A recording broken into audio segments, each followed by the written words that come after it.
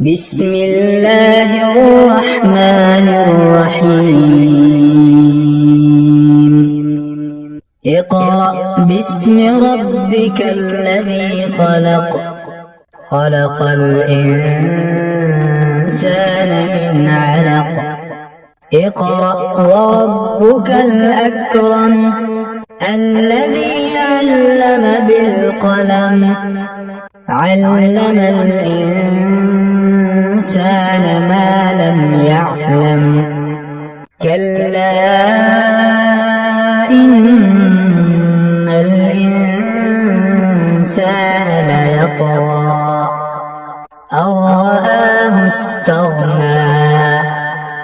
إن إلى ربك الرجعى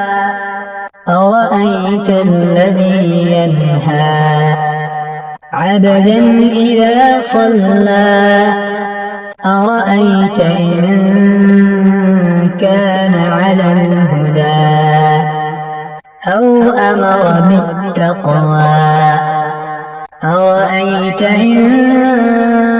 كذب وتولى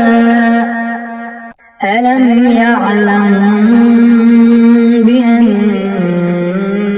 الله يرى كلا لئن لم ينته لنسفعا بالناصية ناصية كاذبة خاطئة فليدع ناديه سندع الزبانية كلا لا تطعه واسجد واقترب